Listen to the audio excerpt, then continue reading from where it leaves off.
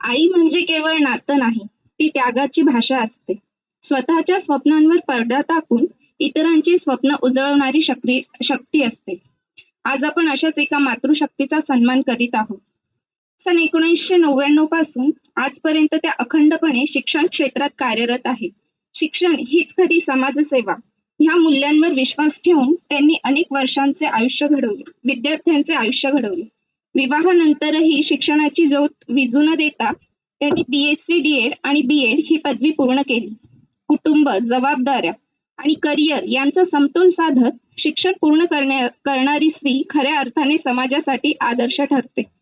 एक कर्तव्यदक्ष सहाय्यक शिक्षिका म्हणून त्यांनी विद्यार्थ्यांच्या बौद्धिक, नैतिक आणि संस्कारक्षम विकासासाठी सदैव निष्ठेने कार्य केले. त्यांच्या शिकवणुकीतून केवळ अभ्यास नाही तर माणूस घडवण्याची तळमळ दिसून येते. त्यांचे पती स्वर्गीय विक्रमराव सोनवणे एक आदर्श शिक्षक व पुढे प्राचार्य म्हणून कार्यरत होते.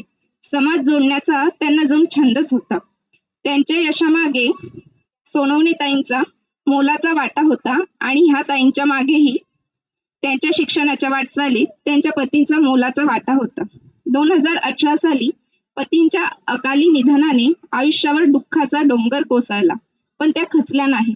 मातृत्व, कर्तव्य आणि जबाबदारीची दोन्ही धुरा त्यांनी खंबीरपणे पेलली. मुलांच्या शिक्षणालाच आपल्या जीवनाचे ध्येय ठरवले. अशा ह्या आपल्या लाडक्या श्रीमती सविता विक्रम सोनवणे यांचा अहिल्यानगर यांच्या वतीने, संत सेना प्रतिष्ठान अहिल्यानगर यांच्या वतीने ज्ञानगौरव पुरस्काराने सन्मान करताना आम्हाला मनपूर्वक आनंद आणि अभिमान वाटतो.